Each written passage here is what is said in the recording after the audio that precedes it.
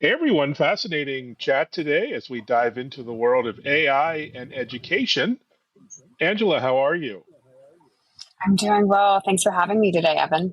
Well, thanks for being here. Really excited for this chat around AI, in particular, your role at the Institute of Applied AI. We're going to learn all about what that is. What does the Institute do and why it was created? First, maybe introductions to yourself, your role as a professor at American University, and a little bit about your journey.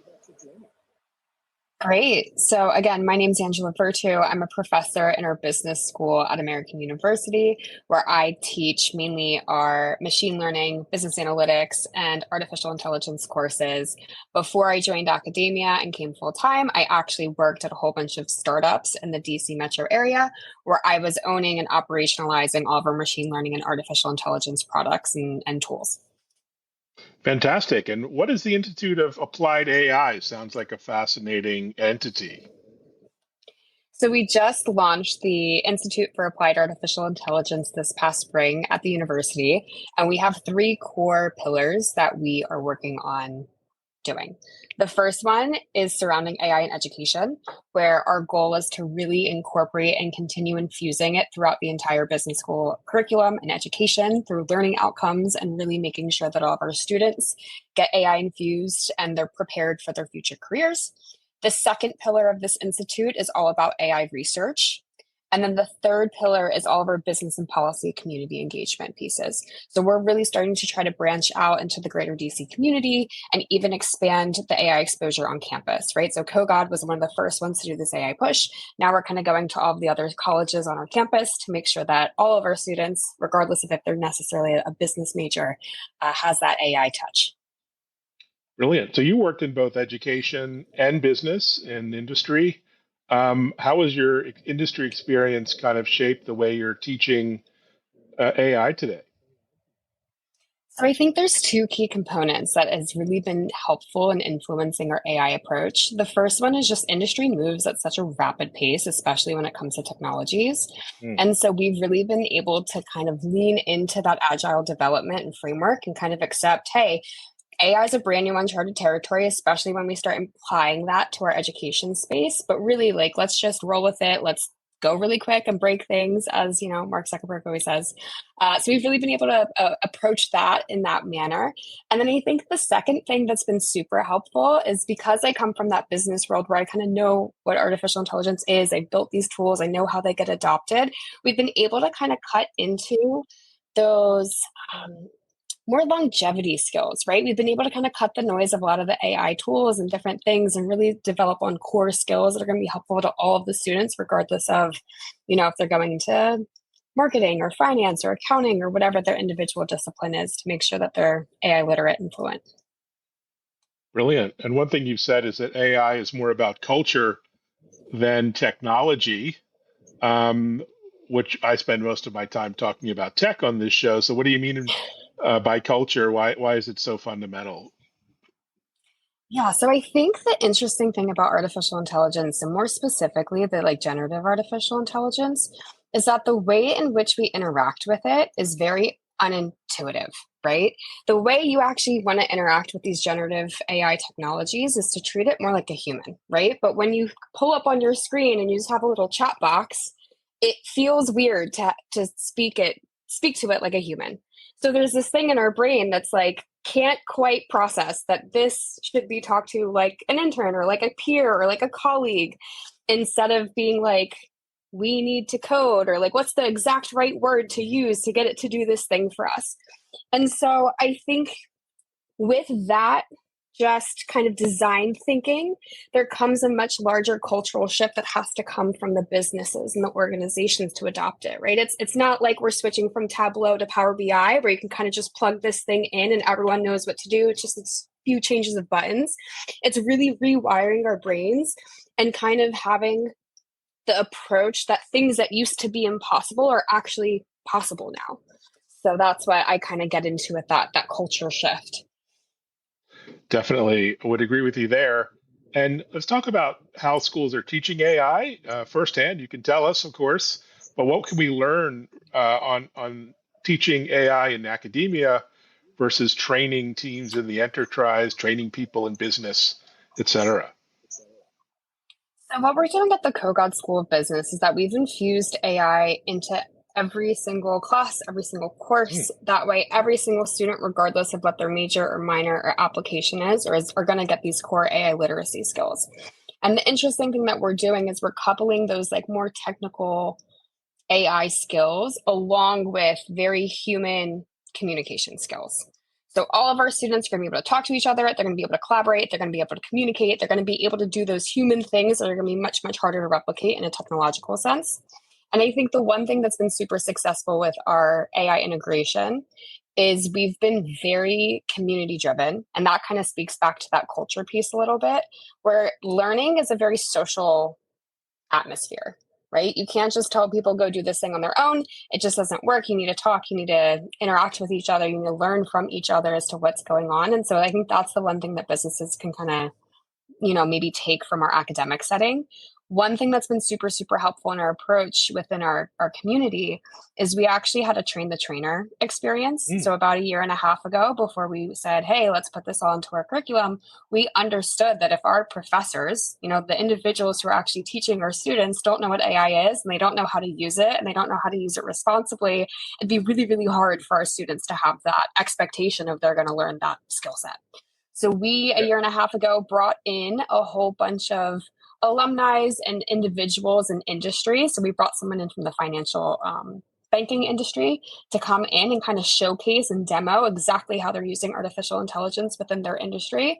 And our finance team, like their jaws were on the floor. Like they were floored by what AI could actually do from a finance perspective.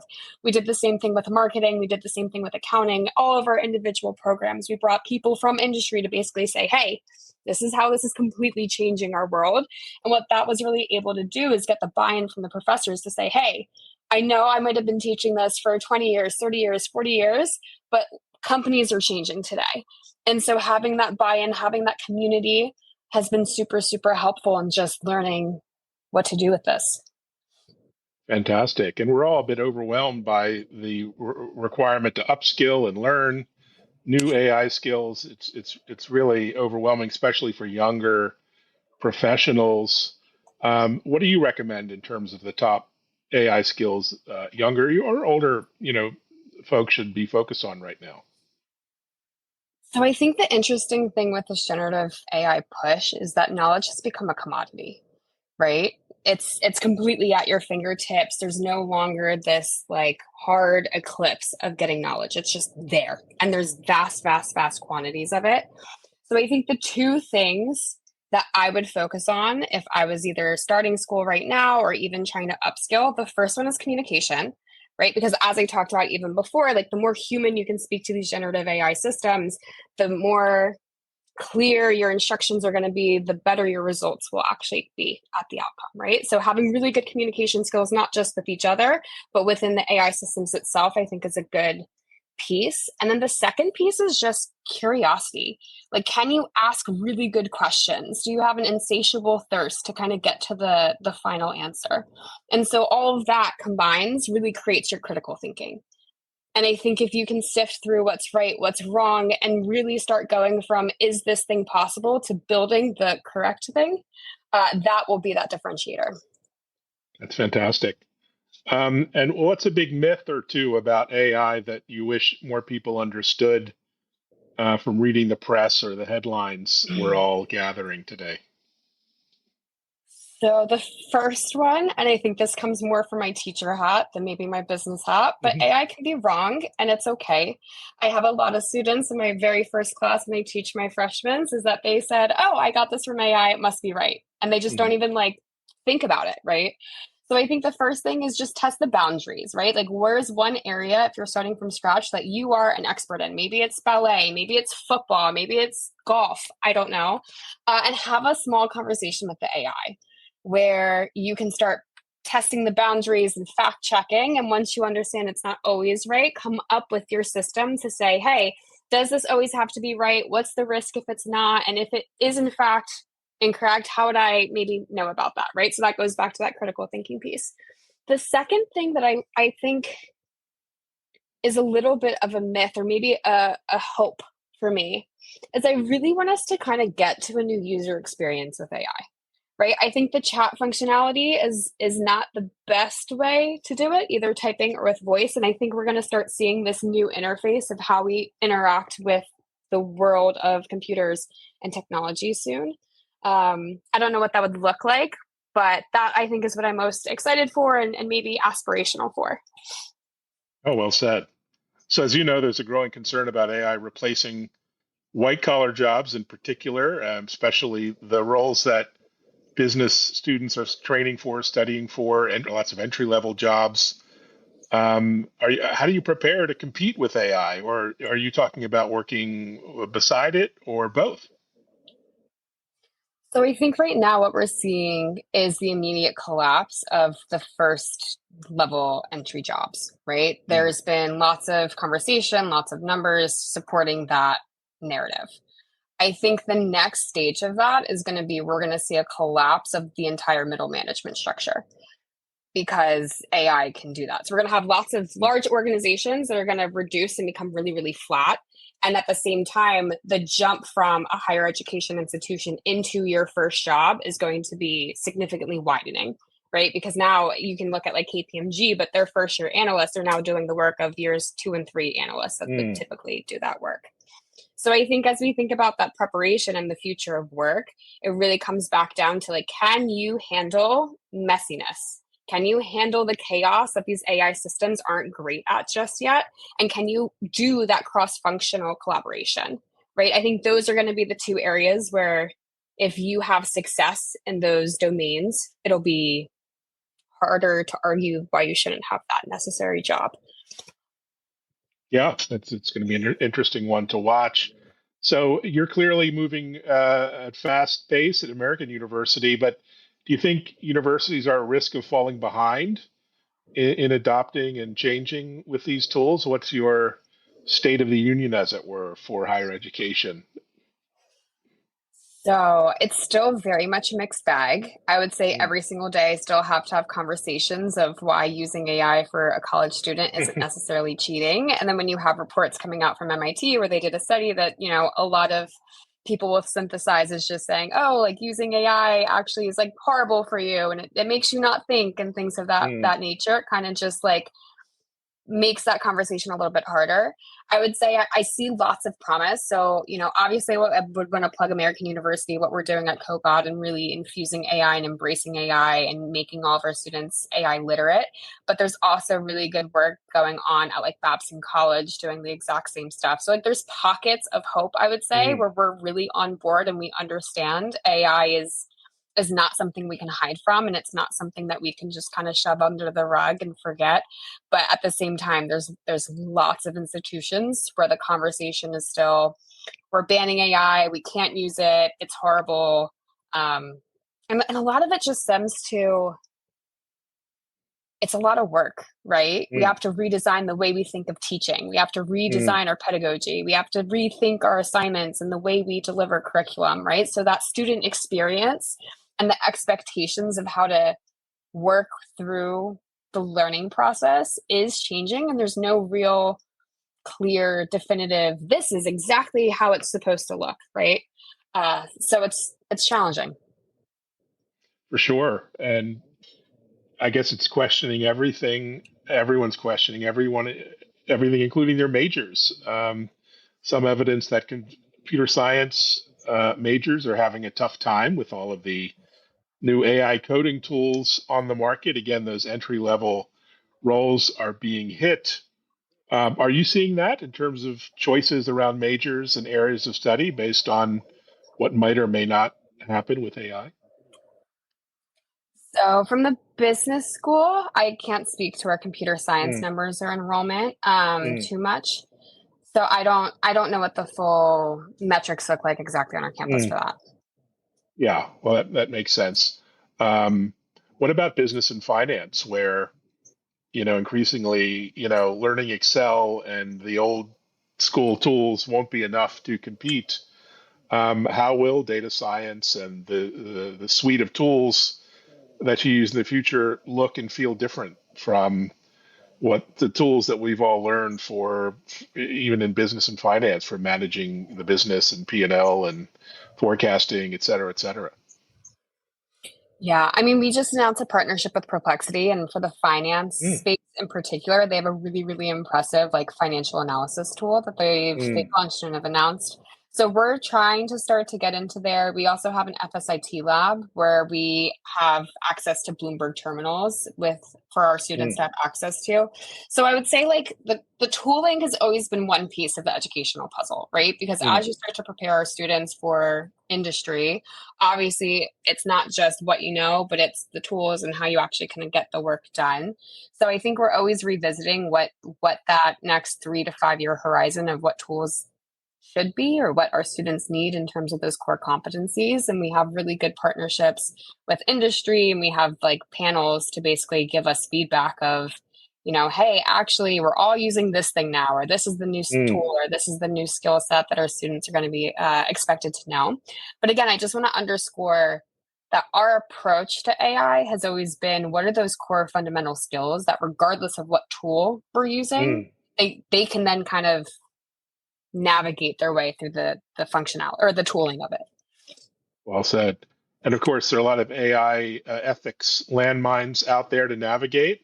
How do you think about teaching students to build and use AI responsibly?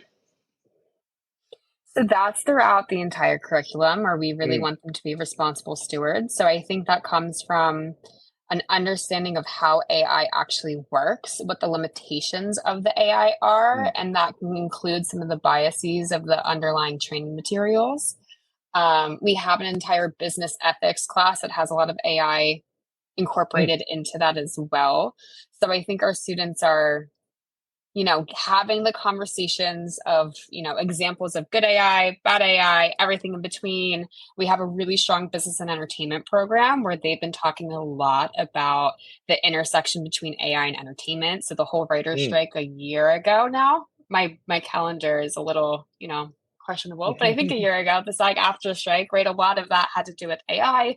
Is it okay for us to clone actors' voices, or what about voice actors if you can just use something like 11 Labs to basically do all of the vocal work for a video game or for a movie or something along those lines? So we have lots of room for those conversations. Fantastic. So, what are you looking forward to in the new year, school year coming up? What's on your radar? What are you excited about?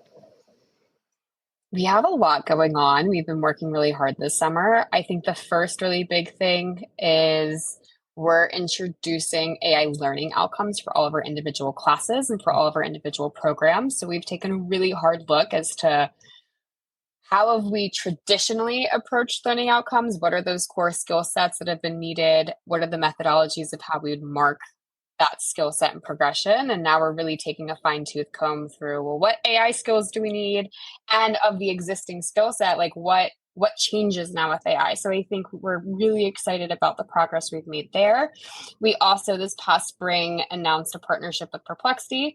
And so we launched that March of our spring semester, so about halfway through. So this will be our Mm, first full semester where we can really have every single student, faculty, and staff within our Kogod School of Business to have access to enterprise level of artificial intelligence. So we're going to see a much, much deeper infusion of AI being used as tutors, AI being used as a thought partner, AI being used as a learning vehicle in all of our classes this fall, which I think is super, super exciting.